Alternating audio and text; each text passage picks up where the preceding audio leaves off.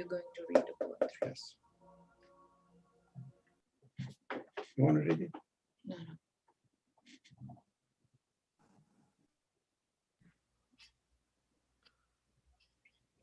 So while we're letting people in, welcome everyone. Welcome for this beautiful presentation today. We are doing a presentation with Dr. Hussein Ahdieh. He has been very kind to join us today on this session. It is Tahirih, Forerunner of the Women's Liberation Movement of the East. And you see the title of the book in front of you, The Calling, Tahirih of Persia and Her American Contemporaries. Dr. Ahdieh has studied this subject in quite depth, and we will be actually discussing that today. So for introductions, Dr. Ahdieh was born and raised in Nehrez, Iran. He's a sixth-generation Baha'i, his ancestors figuring among the first in Nehrez to accept the Baha'i and later Baha'i Faith. Hussein had immigrated to the United States as a young man of 17 years of age. Like many immigrants seeking a better life in America, he worked and attended college in the New York area. Hussein eventually completed a master's degree in European intellectual history and a doctorate in education from the University of Massachusetts. Dr. Ahdieh has had a distinguished career in education in New York. His proudest achievement, of course, is being one of the founders and assistant headmaster of the Harlem Preparatory School, a world-renowned charter high school for disadvantaged students. The school is credited with helping numerous people to rise from poverty to a better life. Dr. Ahdieh also served as director of educational programs at Fordham University. That all being said, he is the author of the book you see in front of you today, and he also has a website you can visit to learn more.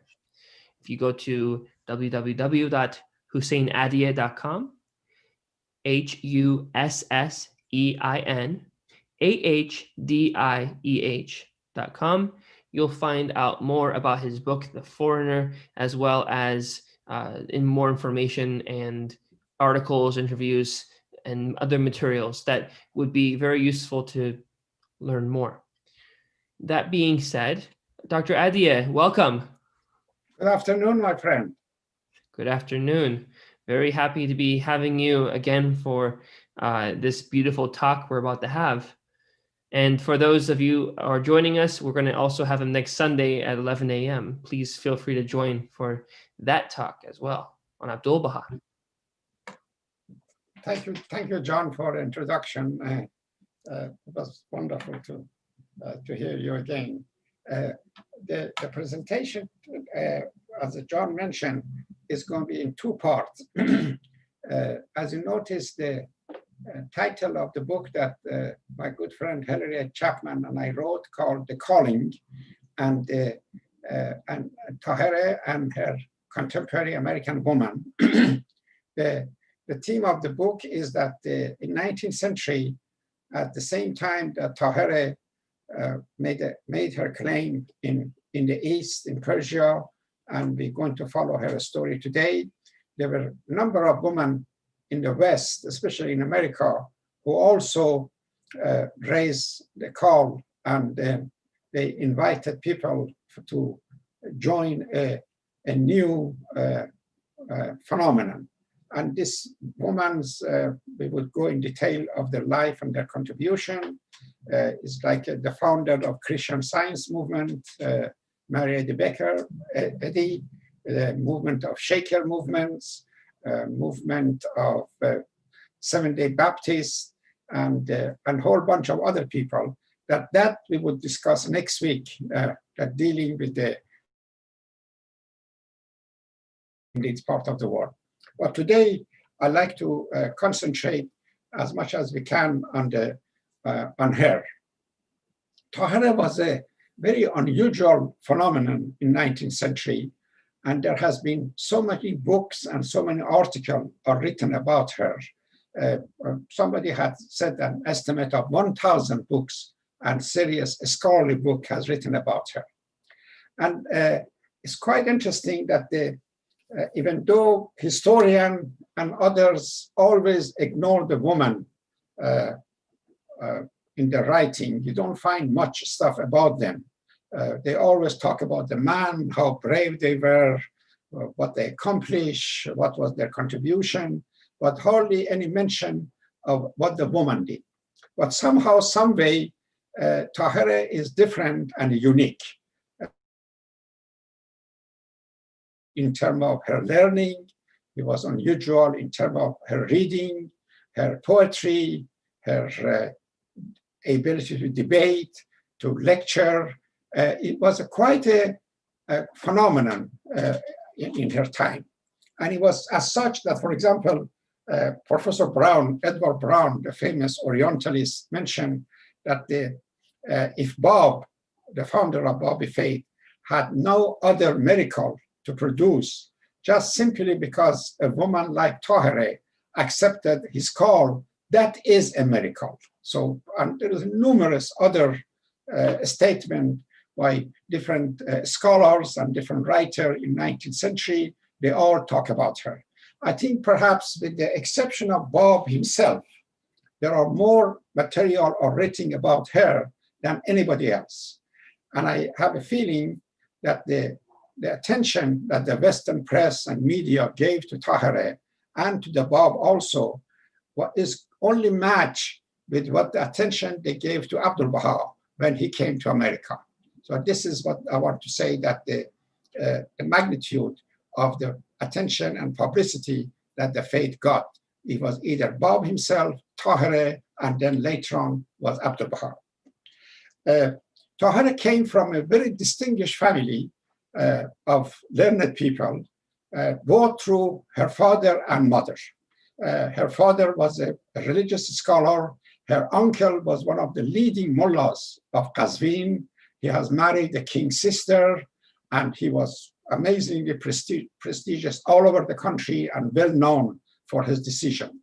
I don't want to go in detail of all this craziness of division of Islam because they have so many branches and so many schools of thought that confuse everyone. But I would say that the big school of thought that developed in 19th century belonged to a man by the name Sheikh Ahmad Ahdieh, who was the founder of Shaykhi movement. And it happened that the family of Tahirih were at the middle of this confrontation and this conflict between this man's school, Shaykhi, and her uncle and her family. So some of her family became Shaykhi, some did not, and eventually Tahirih herself, through using her cousin library, became familiar with the writing of Sheikh Ahmad Ahdieh and started to correspond with his successor, Sayyid Qasim. And it was in that occasion that she was called Qurratul Ain, the solace of one eyes.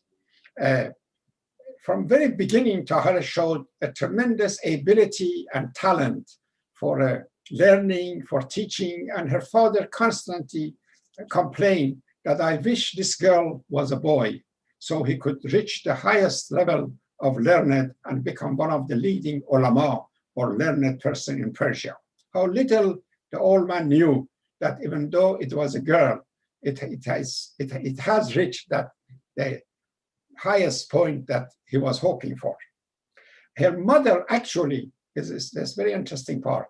Her mother was also a very learned woman, and there was a school that teach the girls in city of Qazvin, and her mother was one of the main teachers in that school.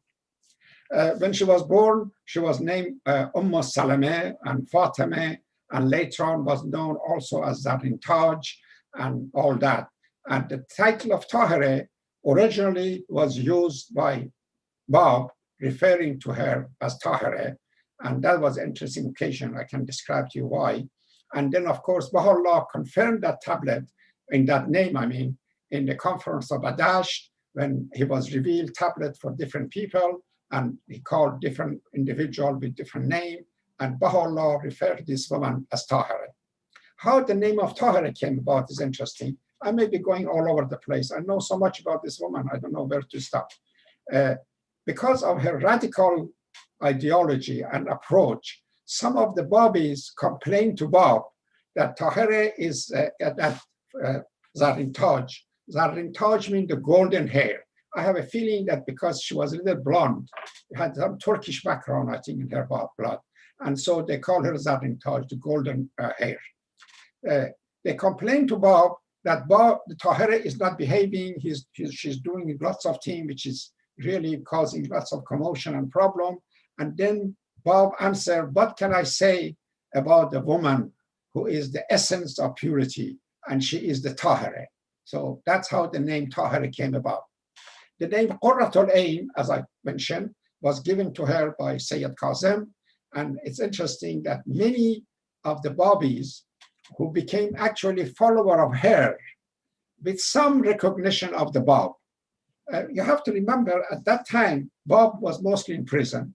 There was not much communication from him with the believers. So some leading figure like Tahirih, like Quddus, Mullah Hussein, Wahid, and others in different parts of the country, they had their own circle of followers and people who they were teaching and preaching. And this group that they were surrounding and were around Tahirih, they are referred to as Qurratiyeh. That came from the name Qurratul Ain. This I thought I shared with you.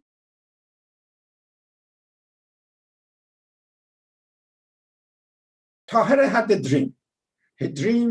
She dreamed of this young man, Sayyid, who is high above in the sky with a green turban, with a black cloak around his shoulder, and he was reciting some lines that was very similar to Quranic writing.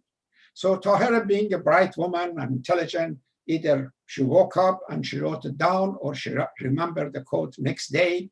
And later on, when she came across a book written by Tahirih, by Bab, she found exactly that quote or that few lines that she was dreaming about. And that really confirmed her belief. At the same time, her brother-in-law, the one who married her sister, was traveling with Mullah Hussein, searching for the promised Qa'im. And she told this brother-in-law that if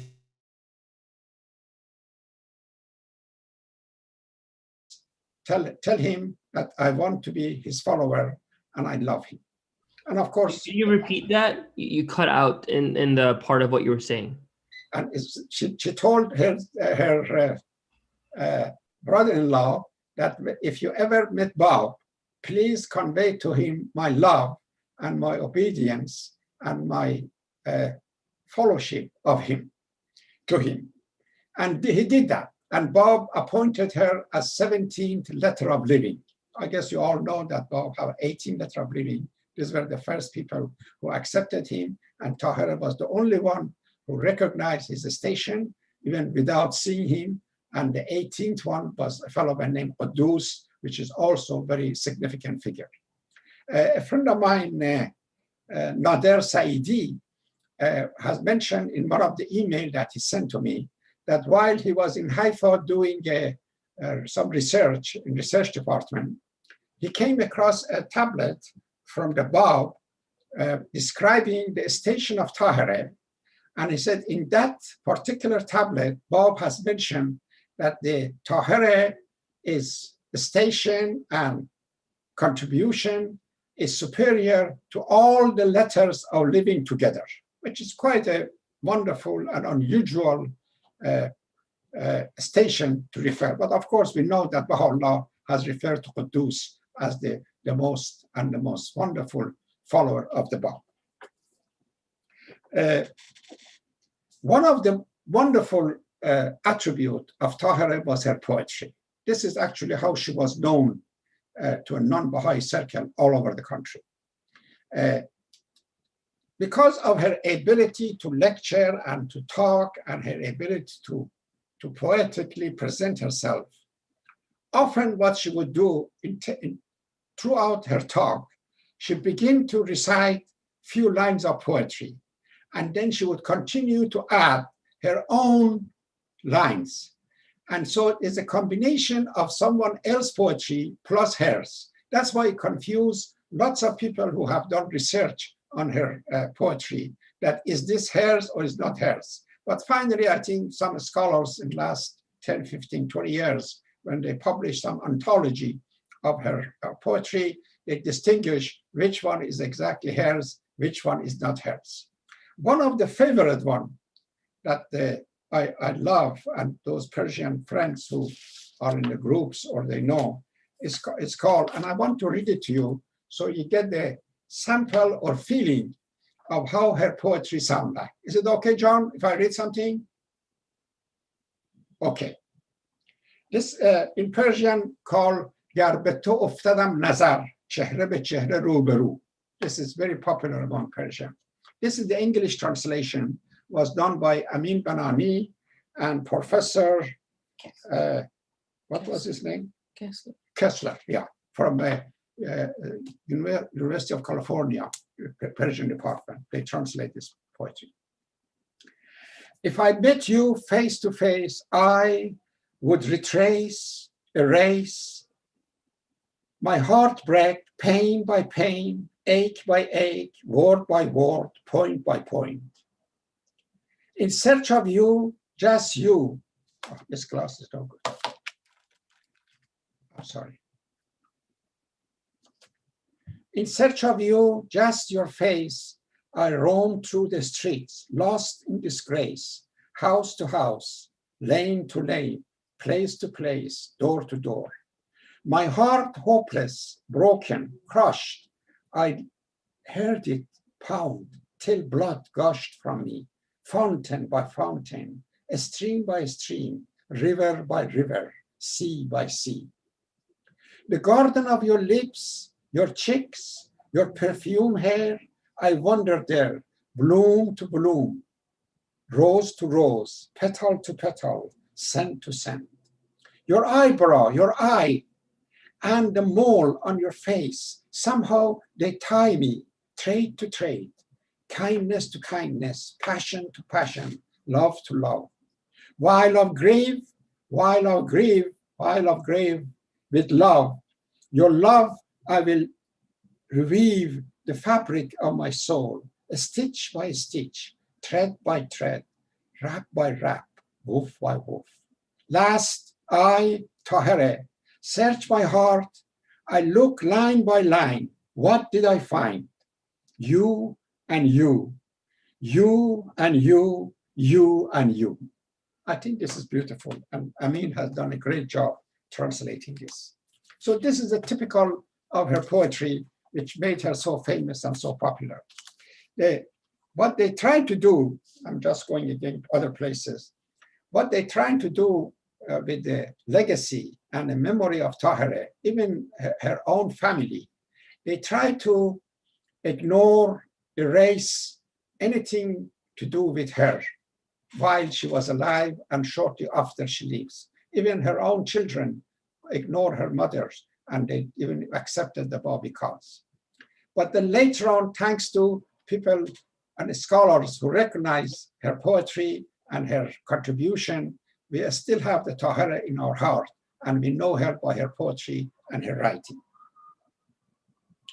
I want to talk a little bit about this business of hijab. You all heard the famous incident that took place in the conference of Badasht.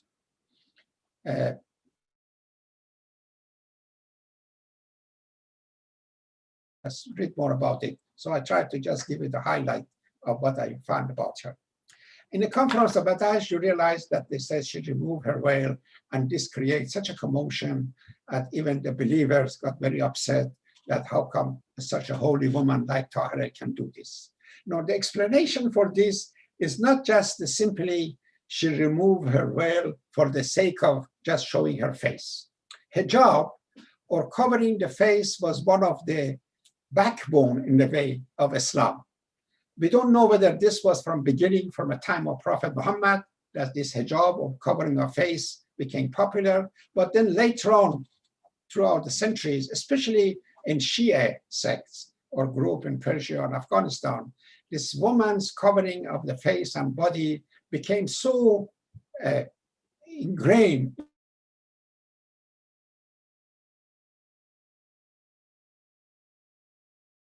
Removing the veil wanted to break the tradition with the past. It was not just the idea that I, as a woman, I'm going to show my face. She wanted to show and to prove that the new day has come about. And the new day required the new laws, and the new laws has brought by the Bab. And I have an interesting feeling that she was even aware of the station of Baha'u'llah, because in her poetry that she writes that so much love and so much affection, it cannot be toward just an average man or typical Persian poetry. It must be through some ideal person or entity, and those entities undoubtedly are Bab and Baha'u'llah. The idea that Tahirih, even is a title of one of my book in Persian language, Tahirih, the forerunner of woman liberation in the East. It is a very appealing topic, and people go for that. And I like the idea topic. But I want to let you know that you don't find much in the Tahirih's writing dealing with the equality of man and woman, or the idea that the women are as good, or in some occasion better than men. What my gut feeling is telling me, that because of her faith and acceptance of the Bab, she became so in tune with those teachings that she lived the life of equality with men. Because how else she would do what she did? She would go and debate the major mullahs and learned men of Iraq and Persia. She would write. She appeared behind a curtain and giving lecture. There was an occasion in Tehran, they said she was sitting behind a curtain and had the Abdul Baha on her lap, and then great Wahid, the famous follower of the Bab, was in the other side of the curtain, and he started to talk very elaborating different parts of Islam, writing and tradition and hadith. So Tahirih started to raise her voice and yell at him. I said, great Wahid, time for the talk is over. Get up and go and do something. And poor Wahid, this is the most learned man in Persia, is sitting there, and this woman is telling him what to do and what not to do. Another thing that was popular those days, and I may be all over the place, but so what? There is a concept in Islam, they call it mubahala. You and I, we talk. We try to convince each other of who is right, especially some serious religious problem. Has Qa'im appeared? Is Bab the promised one? If we cannot convince each other, we go through a ritual. We all start to pray to God, and we ask God that please make the person who is wrong drop dead. This is quite harsh, that you pray that if the person don't agree with you, let him die. And Tahirih loved this procedure. Every time that they would not listen to her, he would offer to do mubahala. He said, let us pray, and whoever is wrong, hopefully would die. And they were so afraid to go through this with her that they would refuse, because you never know that she may be right and they drop dead. They don't want to go through that. It was another cute thing that she did. I tell you, this woman was radical. No wonder they killed her. She was only 36 years old, by the way, when she was killed. Bob, was very creative.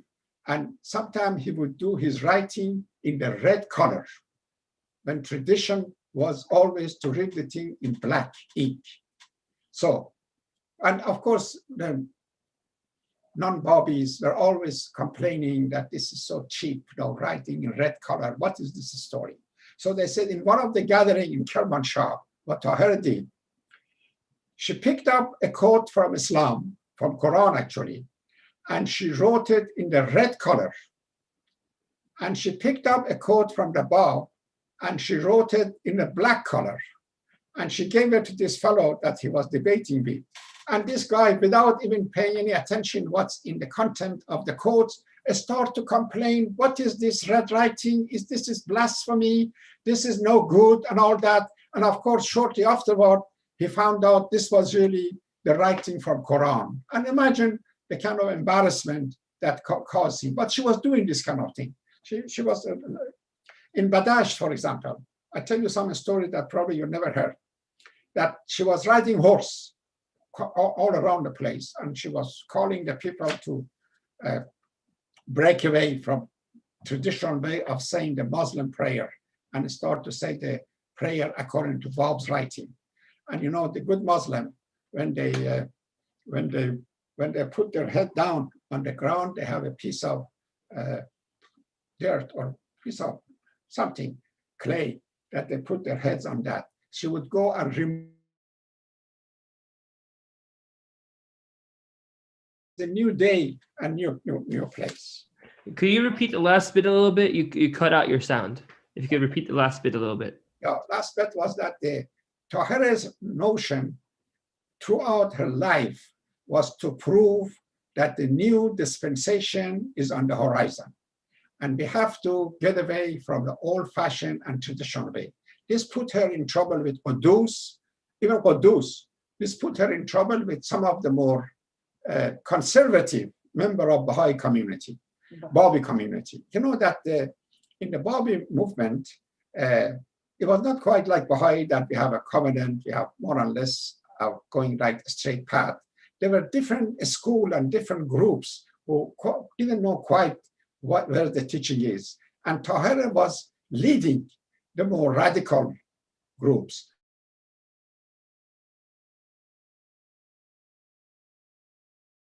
She was doing, I said that when the Muslims, they were going on the ground and to pray, they put their head down and they have a piece of a stone or clay. They put her and Tahirih would go and to remove that and ask them to break away with that tradition. I think Tahirih was the Joan of Arc of the Baha'i Faith. She was Fatima of the Baha'i Faith.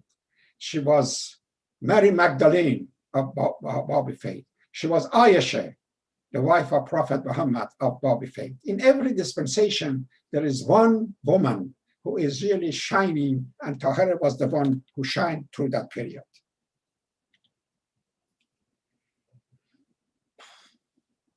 I was on one occasion, okay, let me just give you a brief history of her life so you know what I'm talking about.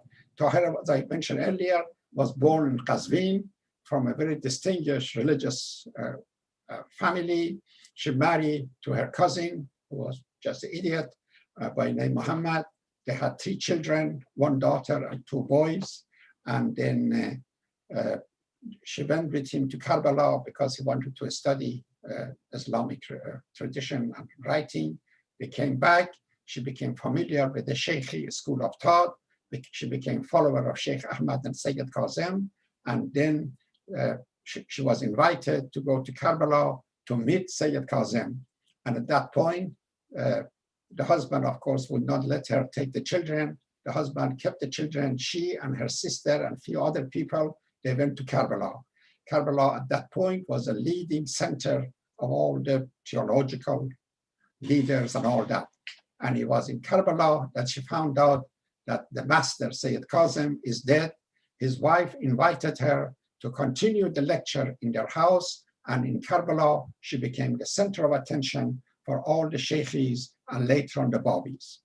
Because of her activity, because of the way she was carrying herself and her challenging the mullahs and the leader, she was forced to leave Karbala. She went to Baghdad and stayed in Baghdad, and a whole bunch of her followers, about 30 of them, they would go from town to town. They stayed with her. From Baghdad, she eventually came back to Qazvin by the invitation of her father. When she came back, there was a family gathering, and her uncle was in that, Mullah Muhammad Taqi, who was the leading mullah or religious leader in Qazvin, one of the most powerful figure in Persia, and because he married the king's sisters and all that. In this meeting, Tahirih, of course, began to talk about Bab and his teaching and all that. And this Mullah Taqi, her uncle, got so upset that he slapped her on the face, which was quite unbecoming, to slap a woman in the public, in that gathering. And Tahirih turned to him and he said, Uncle, I'm paraphrasing, that was awful thing you did, and I see blood in your mouth. That's just a statement. And unfortunately, 2 days later, a crazy Babi killed this man in the mosque while he was at the middle of prayer in the early morning. And naturally, they all blamed Tahirih for killing of her uncle. She was arrested. She was put under house arrest, and on the second floor of this house, I think her father's house, she was put there, and it was constantly under threat of being killed. At this point, Jalab Baha, the one that we know later as Baha'u'llah, intervened, sent some people to rescue her. They came overnight. They sent a message to her to be prepared. They put the ladder against the wall. They went through the window. They got her out, and there were horses were waiting outside. This is so beautiful. They're going to make a movie out of this thing in the future. I think somebody should make a big movie. They got on the horses, and they left Qazvin, and they pick up some very unusual route to go to Tehran because they knew they'd be followed. So they got to Tehran, and Janab Baha was waiting for them, Baha'u'llah, and start the protection of this woman for the next few years. After a couple of months, they all attended the conference of Ahdieh, and you know the story of that, I think 81 of them, they get together in that beautiful place in Khorasan, and Quddus was there, Baha'u'llah was there, many people were there. And the purpose of this conference was to resolve two issues. One, to find a way of rescuing Bab from the prison, because at this point, I think Bab was either in Maku or Tahirih, and they wanted to rescue him. That did not succeed, they couldn't do that. But then the second item for the conference discussion was, what is Baha'i Faith, and where do we go from here? And it was here that some, at least theatrical conflict developed between Tahirih and Quddus, that each one pick up different school of thought, and there was confrontation, and you should read Dawnbreaker and to know more about it. So after the conference, at this point, Tahirih was a fugitive because she, as I told you, she was accused of killing her uncle, and the government was after her. So for a period of 2 years, she was hiding in all kind of places in a state of Mazandaran and Gilan. And it was during this period, actually, that the Sheikh Tabarsi's crisis was going on. And she wanted so much to join the defender of Tabarsi, Mullah Hussein, Quddus, and others. But Baha'u'llah discouraged her and told her that all the roads are closed and there is no way that she can make it to the fortress. Eventually, after 2 years of wandering around and hiding and teaching and doing all kinds of things, she was captured by governmental soldiers.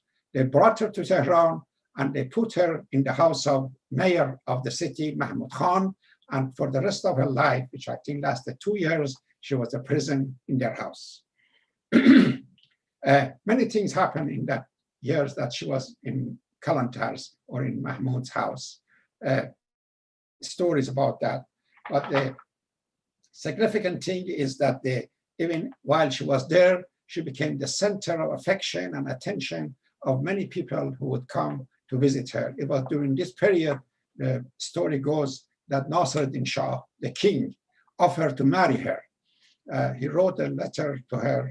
This is, I don't know how true this is, but there must be some truth to it, that he offered her to marry her, and so she became the sort of the leading woman in his harem. I think she had 67 wives.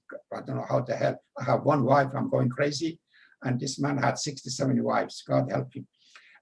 So Tahirih refused, and she answered with a beautiful line of poetry. Let me see if I remember it. To takht taj Sekandari, banu rah rand qalandari. Agar you and your kingdom and your throne, if that please you, let it be. My ways is a wandering dervish, and I'm happy with my ways. You stay in your way, and I go in my way. This was the essence of her answer. Otherwise, thank you very much, I don't want to marry you. And so that, I'm sure, upset the king even more. So eventually, a fatwa or a statement was issued by mullahs, 2 leading mullahs of Tehran, and they said that she had to die. At the middle of night, they came and they took her to the garden Ilkhani, they call it. And again, she was prepared for that. She knew it's coming. It's a very colorful, beautiful story that Nicholas described, that famous French scholars. And they took her scarf and they strangled her and they threw her in the well, and they thought they would kill her. How little they knew that the the name of Tahirih would live forever. Many years later, this interesting part, Martha Root, the great woman journalist, Baha'i, that was traveling, she stopped in Qazvin, and she found out where is Tahirih's house. And she went to that house. And then the owner of the house, who was one of the descendants of Tahirih, saw this American woman prostrated on the floor and kissing the floor of the room that Tahirih used to live, and crying and crying and crying. And he told everyone else that we ignore our ancestor, our beloved woman Tahirih, and look at this Farangi, look at this foreigner who come all the way from a strange land and is doing this. I need, if you buy my book, save your money or give me your email address. I can send you the PDF. You can give me your email address through the chat and we send it to you. You will see lots of comments and stories of the people who say things about Tahirih. It's unusual how they love, how they praise, and how recognize this great lady of Persia. She was 36 years old when they killed her. And it's interesting that it took many years later for the American woman to even get the right to vote. I think it was 1920. Eventually they got the right to vote, and now it's 2020. 100 years later, a century has gone by. And still, even in this country, forget about what's happening in that crazy Persia. Even in this country, we are struggling as far as the question of equality concerned. So in that country, I think Tahirih definitely was in forefront of the liberation of the woman, even though she did not necessarily advocate any liberation, but she lived the life of liberated woman. And that was the best example that one can find. I have a collection of the pictures that I'd like to go over them, and then I can talk about it. Please, could you show them?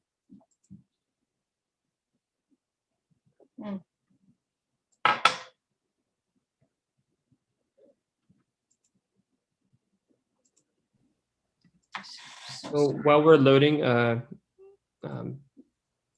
Dr. Ahdieh, okay, there we are. Oh, no, I guess not. Jeremiah, do you have No, I'm going back. I think I'm going to, let's see now. Do you see it? Do you see this man? Go back.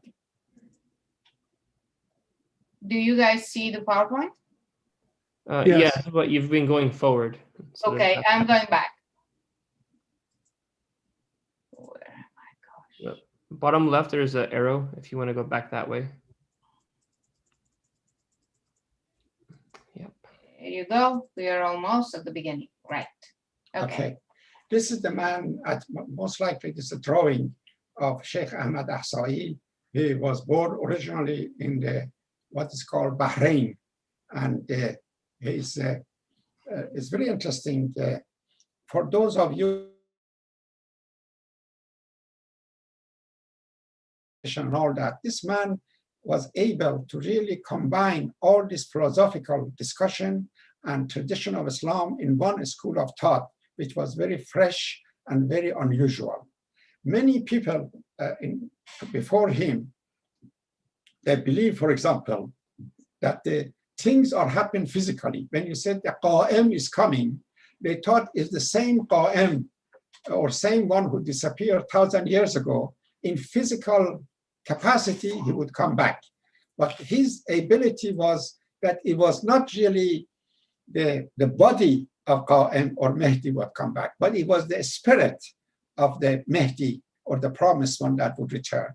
And there's a whole bunch of other things about Shaykhi school of thought that people have done lots of research on that. And it's interesting, within a short time, law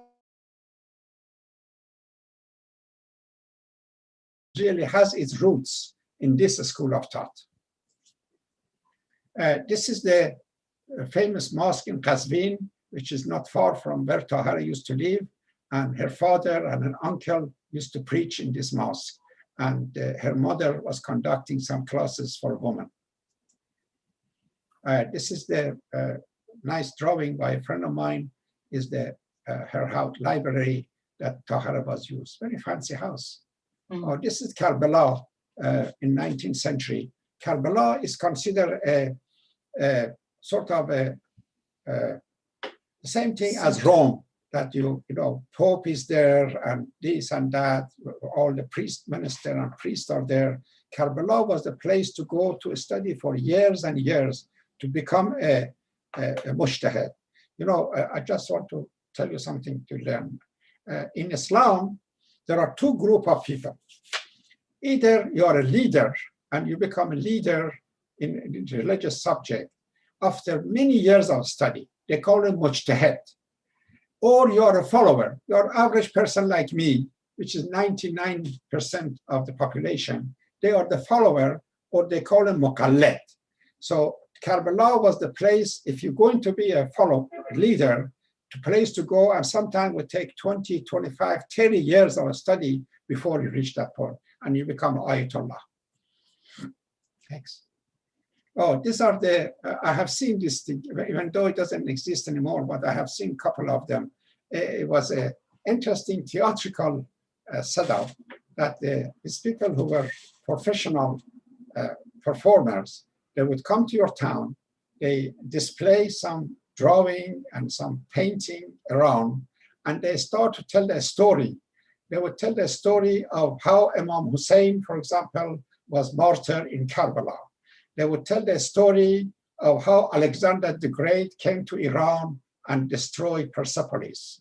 Or they tell the story of, so this was the sort of thing that would, it's a theater, like the Shakespeare was doing in England in much more fancier way. This was our little theater in our villages and towns. Oh, this is the, you know, Bob wrote individual tablet for each letter of living. This is the one that he wrote for Tahirih. This is the scene of the conference, the famous conference in Badasht, is in the province of Khorasan.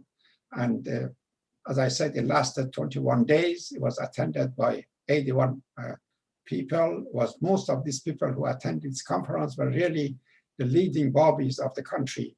And I mentioned that there was a tree garden that Baha'u'llah has rented, for one for Quddus and the people with him, one for the Tahirih and her companion, and one for himself. And there were lots of tents was set up, and they had a good conference. I think this was the first Baha'i conference. This is the place that eventually Tahirih was arrested. It was, I think, the village called Waz. And there was a small village in the mountain of Mazandaran, and she was mostly in hiding, but I think somebody betrayed her, and they came and arrested her in that village. What is this?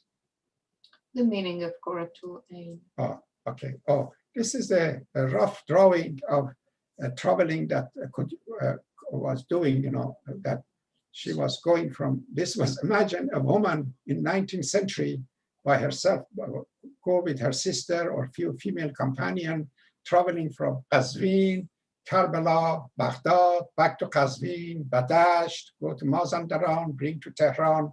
This was really the drawing that we did just to show some of the places that she was, and she was traveling. Oh, this is this Nasruddin Shah was an awful person.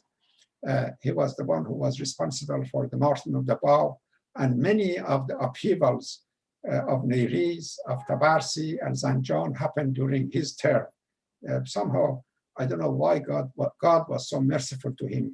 He was king for almost 50 years, but eventually he was assassinated. I think, yeah, this is the answer that Tahirih gave to King of when he made the offer to marry her. Oh, this is a horrible person. That's the one who actually killed Tahirih in that garden. He was a military man, Aziz Khan, and he and a few of his companion or soldiers in that garden at middle of night, they put the end to the life of this heroine.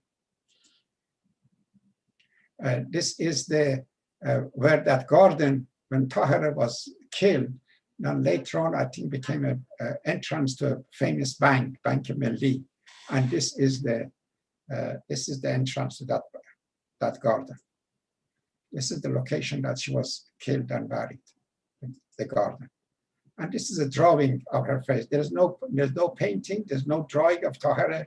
So whatever you see is just imagination of the people that they make her. I doubted that Tahirih was using lipstick. This is her handwriting. Oh, by the way, even though she was a poet, but I have read some of her writing is much superior to her poetry. Quite sophisticated, and lots of scholars are quite impressed with her writing.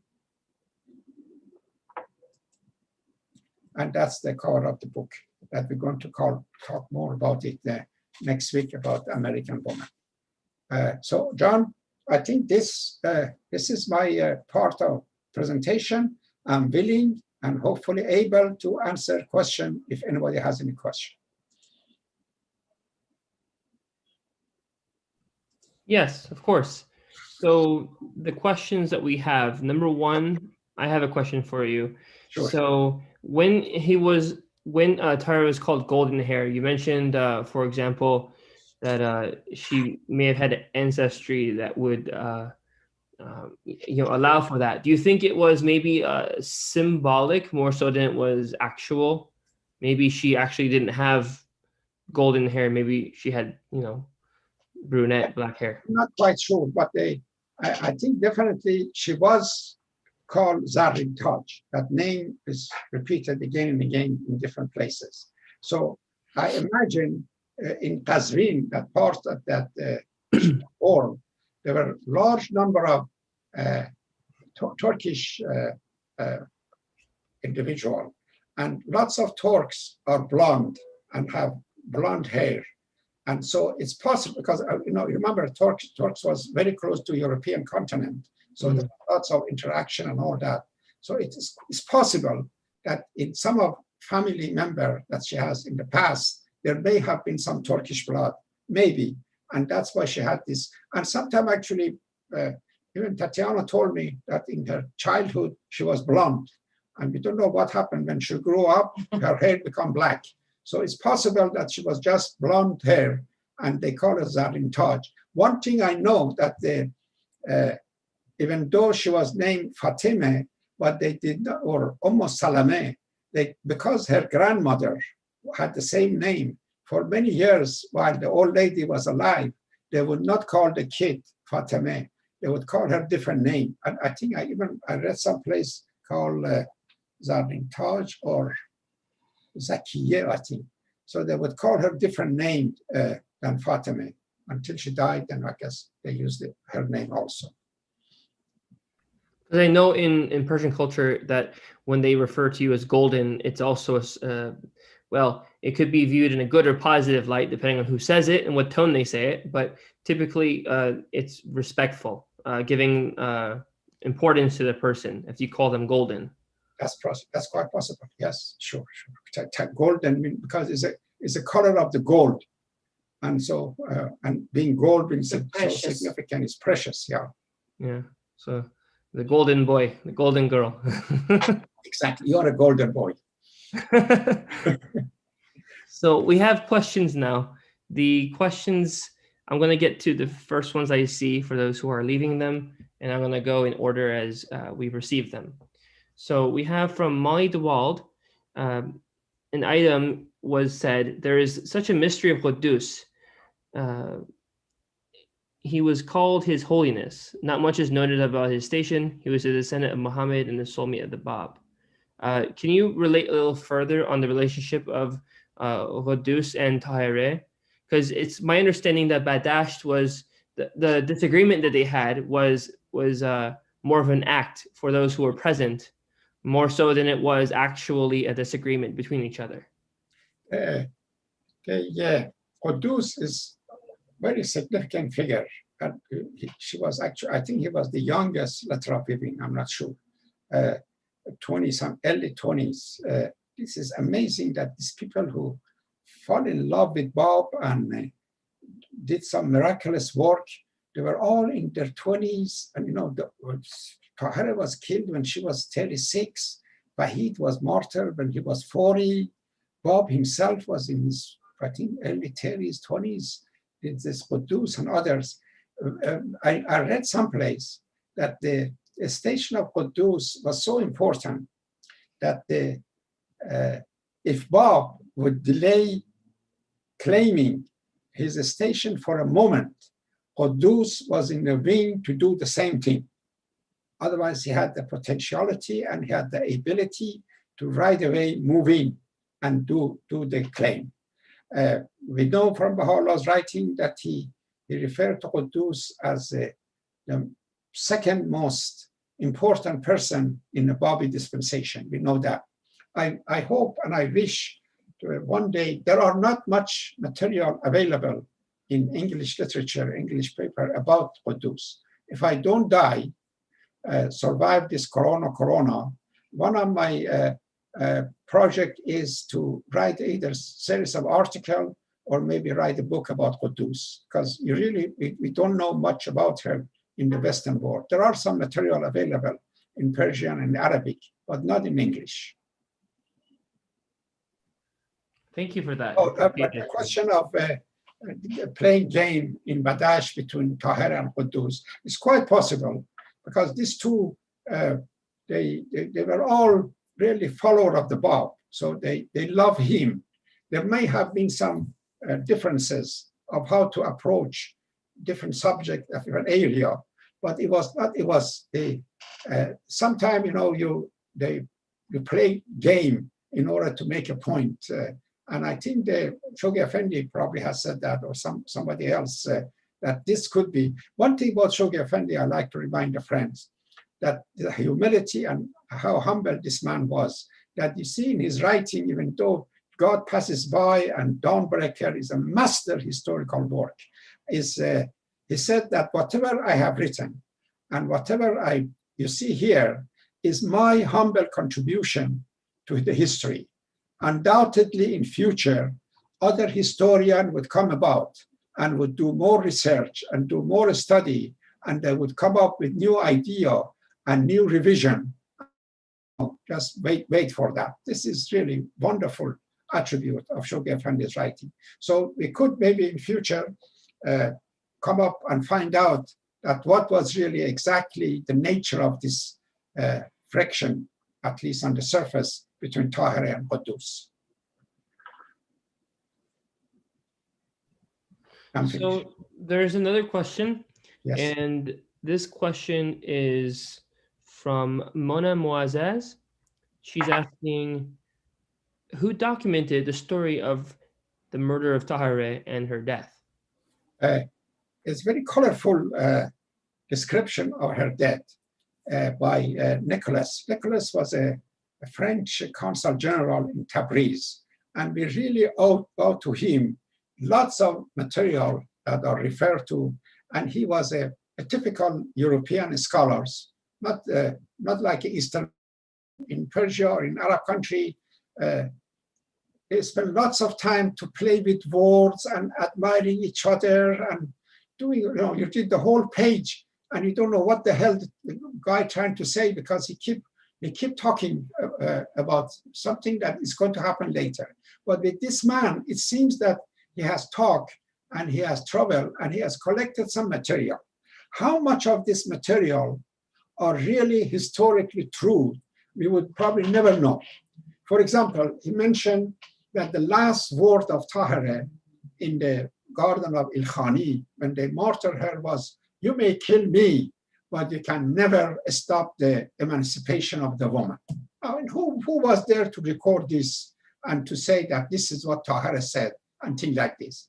But I'm sure Tahirih has said something that deal with some subject, but then of course, by the time Nicholas began to write about it, it became more colorful and more elaborate. So his writing, even the night that she was in the house of mayor, and then the mayor's son accompanied her on the horses at nighttime, and they all covered them because they were afraid the Babis may try to rescue her, and they went to the garden, and a bunch of them were drunk, and what they did and how they took the kerchief out of a scarf out of her neck and strangled her. These are all the stories that we know from Nicholas. And so God bless him. And I use his writing a great deal to write The Calling and also to write my other book about Baha'i. And because he wrote also extensively about Baha'i and Neris of Habar. Thank you so much for that. That's amazing. To realize that, you know, such an observer has such importance. It's not very common that one realizes that what they write will be so valuable to so many. That being said, we have a question from Alex Boyson, and his question is, can you conjure any similar revolutionary declaration or life work that was effective in changing or influencing society in human history, like Tahirih? And he also further elaborates, this could include any woman or man with similar qualities as she had, who had a similar effect on others and in society and on society. So I know you mentioned people like Mary Magdalene and other important religious figures. I think his question is also in that regard, but also in wider society that people can think of. I think of Tahirih more of Jane Austen when it comes to poetry and writing. And I think of her more as far as her bravery concerned, more of the Joan of Arc. And I think of Tahirih more of the youngest wife of Prophet Muhammad, Ayesha. You know that Ayesha was a young wife of Muhammad. And then later on, when the fraction started between Sunni and Shia, she was one of the leading figures in the Sunni movement, that they said she was riding camels and waging war against Imam Ali and against Shias throughout her life. And I think of, these are the figures that I think of, a combination of talent, bravery, assertiveness, and things like this. This is how I picture Tahirih. Who else I can think of in the history? I'm sure, and there was actually, they have done some study on some of the mystical figure in Islam that they are quite interesting in the writings and things like this. And they put Tahirih along those figures because lots of her poetry is indeed very mystical.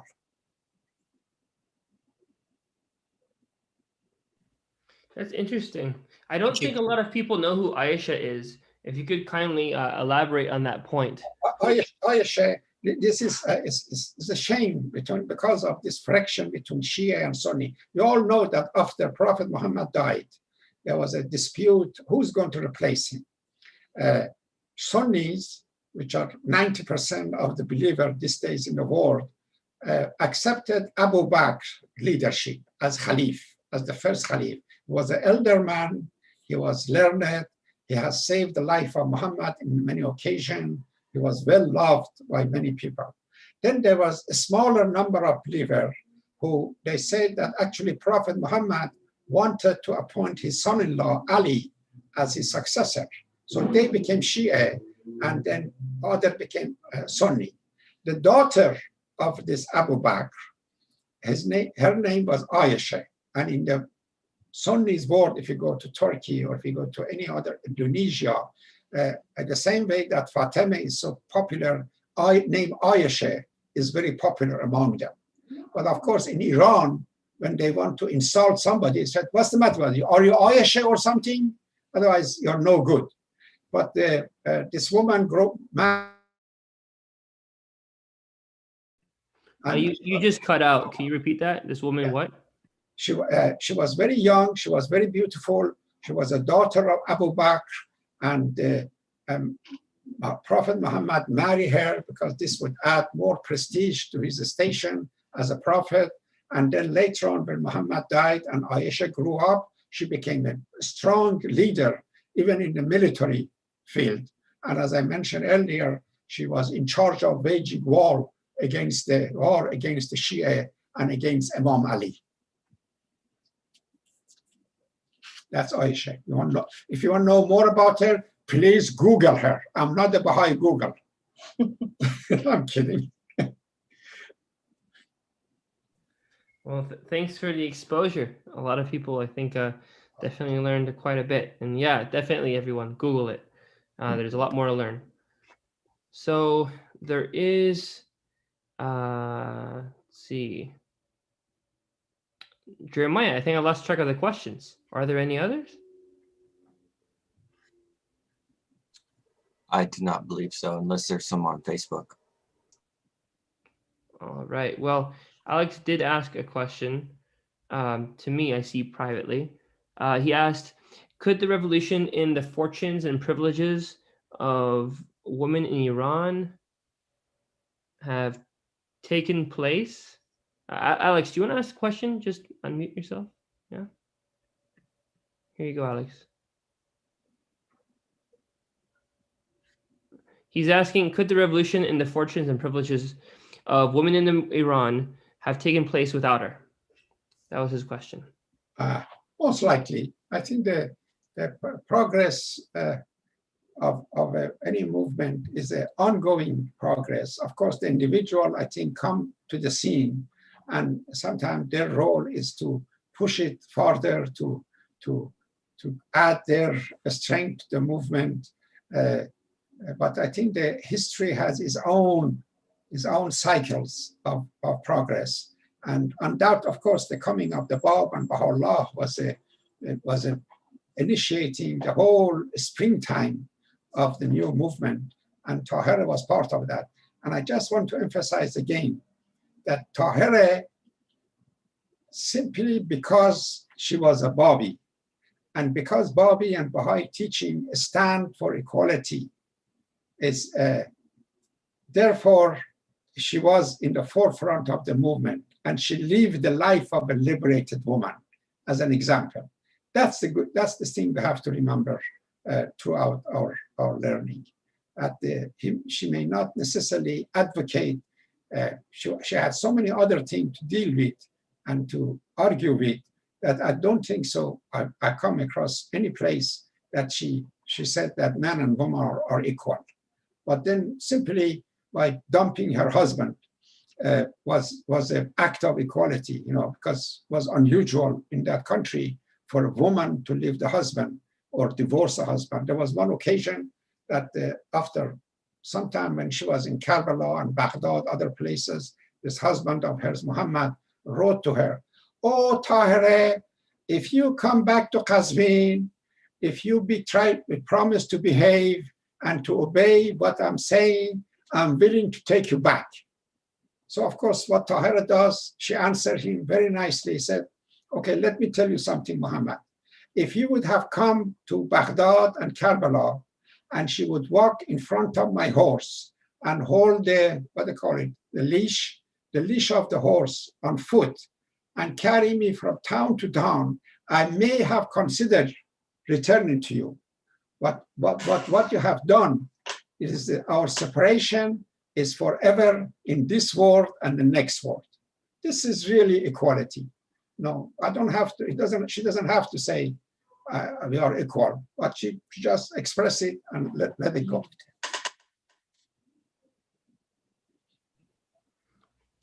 Thank you for that. Thank you. There is a question from Molly DeWald. And Molly, if you want to unmute to ask the question, it's a good question to ask.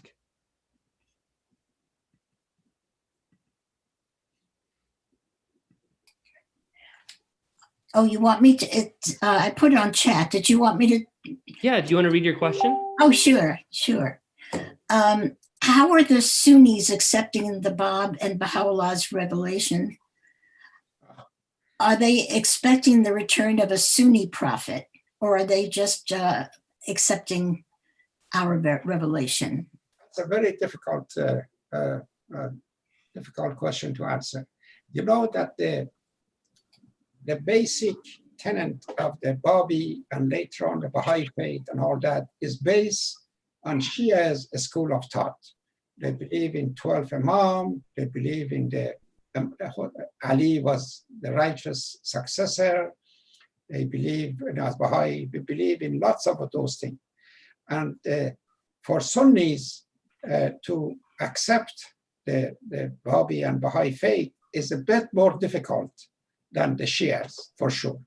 But then, for example, I tell you, when I wrote the book called Awakening, that deal with the life of Wahid and Bab and how he accepted and what happened. And we were hoping to translate that to Arabic, because the book was translated to many languages and somebody wanted to do it in Arabic language. The difficulty we had was that the essence of that book and many other Baha'i books is really based on tenet of Ali's successor, Muhammad. So it's going to be difficult to really convey that. So we have to change the whole approach and all that. So I gave it up. So that's why it's very interesting. Sometime in this non-Shia's country, the faith has become accepted religion, like Indonesia, which is 99% of them are Sunnis, but they accept the Baha'i faith as an independent religion. Or you go to some of other places that they're the same, but in those countries, a Shia country like Iran or Afghanistan or Iraq, they hate Baha'is. So I think eventually we would find a right answer how to approach. At least I don't know how to explain it and how to approach the Sunnis as far as the Baha'i faith concerned. Thank you. Sure. Very good.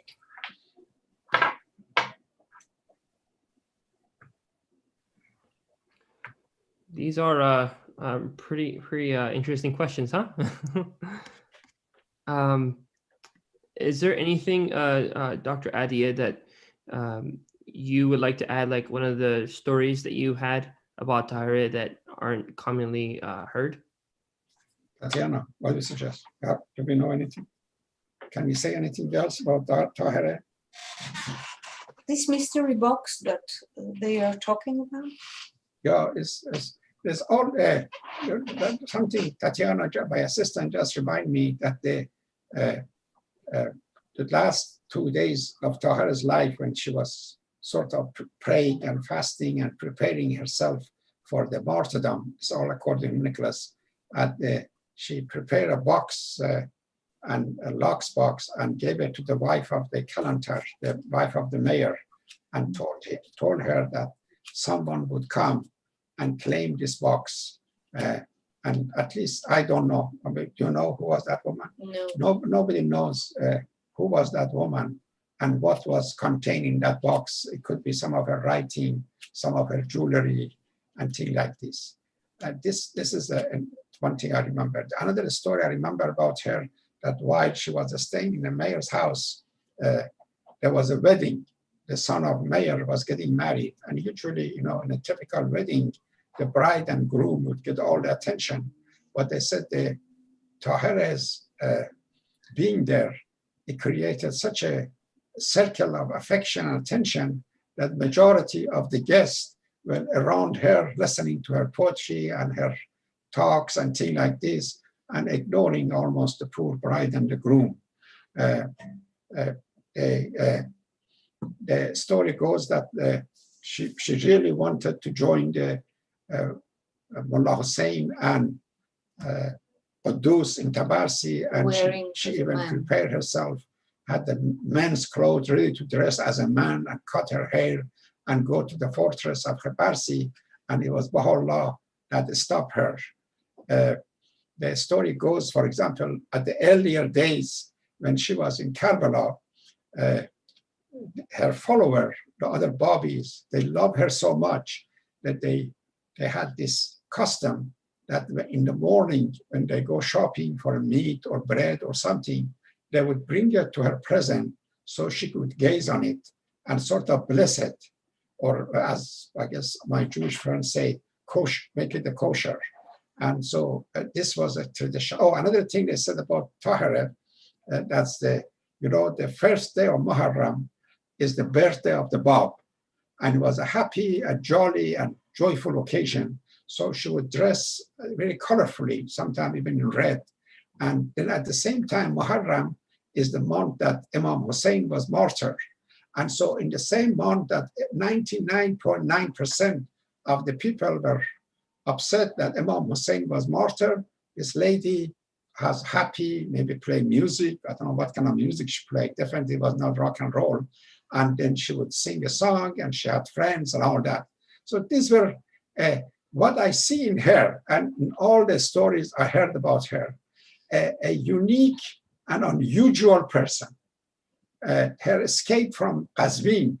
Can you imagine coming down on the ladder from a window, horses are waiting, and jump on the horse and escape from a town and travel hundreds of miles to go to Tehran so they would not be put to death by the folks in town. These are the stuff for a movie that in future they're going to do it.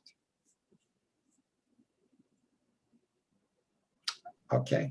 That is extremely interesting because if you think about it, you have such norms that were completely not anymore followed by Tahirih. She completely disregarded, even though they were she was taught in one of the most conservative households.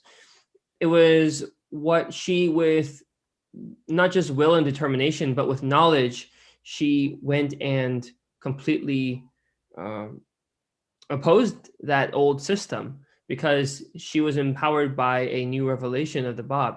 But it's intriguing, like the way that you've mentioned these stories about Tahirih. Not once was it the modern individualist attitude of I want to do what I want. It was in a very they say in Farsi khunsart. It was in a very sweet and very becoming way of a respectful person, not someone who is simply going to war with you. Does that make sense? That's very true. That's very true.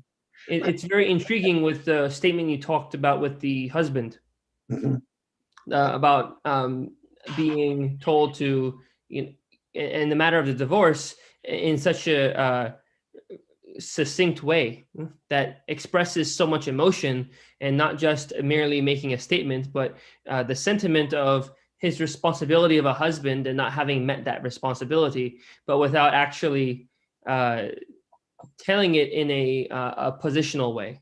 That's right. That's right. My heart goes sometimes to her daughter. She had a very sweet daughter, very close to her mother, and of course the father would prevent her from associating with the mother. And the story goes that very shortly after that Tahirih was killed, she died from depression and from sadness. This was her daughter also.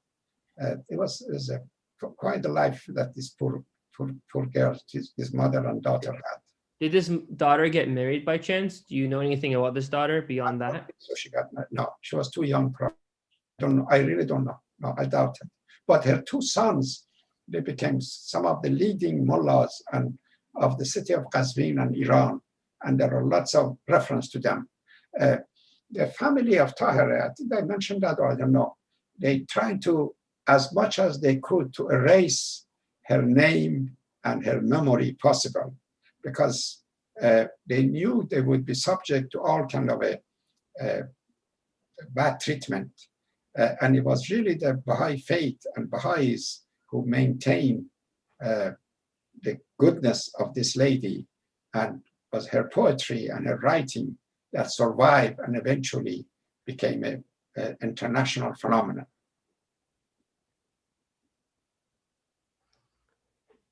It's amazing how it's a shame that her own family, to save their, of course, respect in the community, they disowned their own ancestor in this point. So it's very intriguing that the only, as you're putting it, the only people who have really beyond historians of the West and so forth, and like the Russian play that was made about the Babi movement and included Tahirih and all that, the only people of Iranian descent that really have kept her memory alive and have respected her so much were the Baha'is. What about modern day, where you have increasingly, I guess, less conservative influences what is your perception on the Iranian mood towards Tahirih and her memory? I have a mixed feeling about this subject. I can understand the ignorance of average Persians when it comes to Baha'i Faith or Baha'i Faith, that because they didn't have enough study or research or their own brain, they didn't like us. What upset me is the intellectual and the writers and the higher echelon of Persian society, that they never gave us a break. And historically, of course, they ignore us, and then later on, they claim that the Baha'is are the product of either Russian intelligence service or British and Israelis or no American. We were always agent of some foreign countries. And this really, lots of them believe in that, because I have many, at least I used to before I stopped avoiding them. They really believe that Baha'i Faith was a product of a British empire. Why? Because how come they give a title of Sir to Abdul Baha? For God's sake, drop that. They gave him the title of Sir because of what he did during the First World War and saving the lives of so many people in Palestine. Then they said that he was a Russian ambassador who was involved in creating the Baha'i movement. And then they said we are Israeli agent because our central headquarters is there, not realizing that we were 100 years before there, before even Israeli and Israel was created. And now, of course, we are product of CIA and America. So, but one thing has happened for last, I would say, 10, 20 years. They begin to realize the fallacy of all this thought. And even not long ago, there was a statement was issued by hundreds of Iranian writers and intellectuals, was signed by them, apologizing to the Baha'is and saying that what a horrible thing has happened in the past by what they did. So as you mentioned, there is a degree of recognition that this faith is going to stay, this faith is legitimate, this faith is not product of any foreign government. And unless and until the Iranian society solve this problem of Baha'i faith, believe me, forever they will curse. The same thing in this country, that they have to resolve the question and the problem of the race. And otherwise, forever they're going to be cursed and they have problem. The same thing in Iran. Unless they resolve the question of the Baha'i faith, I think they are in trouble. That's amazing, though. It's amazing. Thank you for elaborating on that point, because Sure. It's seldom a subject that we really get to talk about to understand like what the modern intellectuals are thinking. Because I've seen on media from representatives of different intellectual organizations what they may or choose to or choose not to say about a certain subject, but understanding what the current norm is. You know that there's a lot of youth, though, who they don't ascribe to the older generation, particularly the people who are probably in their 20s and 30s in Iran. Are they also ascribing to this older view, or are they, by your feeling, changing their tone towards someone like Tahirih and the great Iranian people who gave their lives for the freedom of their countrymen? It's amazing that I mean, sometimes Baha'is have a tendency of exaggerating. They said that there are millions of Iranians these days. They are willing to accept the Baha'i faith because in their heart they begin to realize that all these years they were fooled by all this stuff that was spreading about the Baha'is and how decent and how straightforward and how glorious is this faith. Now we have a TV and radio program which is broadcast to Iran in Persian language, and they sometimes make a report of what is the reaction of the people who listen to this kind of program.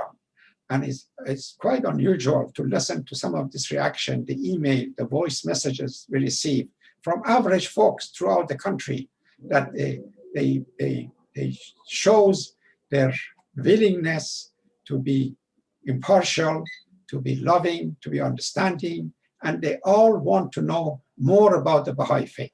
And God bless them. We are getting there, and we are going to make it.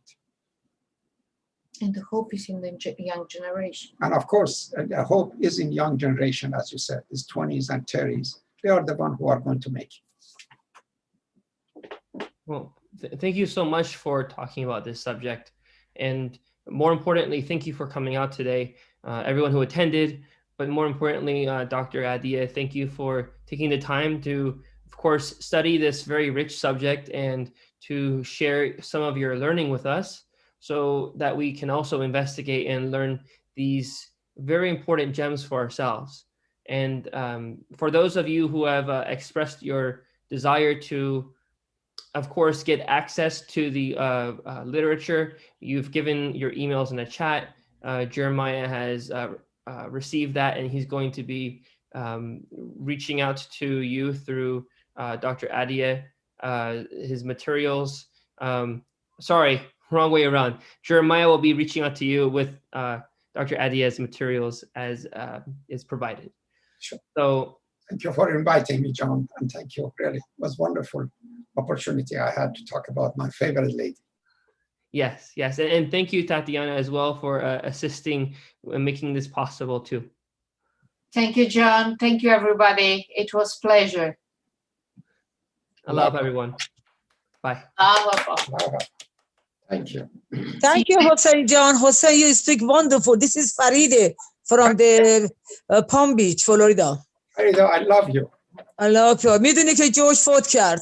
I know all about it. I've been telling friends how much I miss George. Yes, George was a wonderful soul. Thank you so much. I enjoyed so much your speak this morning about Abdul Baha and also now about Hazrat Tahirih. I was talking to Mr. Farib Sobhani, how you talking about Ayesha. He said what Ahdieh said is wonderful. He adds something. He said Ayesha said today, because people saying Prophet Muhammad is the last. Ayesha said no, he's not the last prophet. That part, I just want to add it, Thank you. Really, 80% of Islam, respect Ayesha. Thank you, Hussein John. Pray for me and George. And I am very heavy-hearted. I miss George very much, and he loves you so much. Of course. Take care, Farida. Good night. Bye-bye. Good night. Goodbye. Thank you.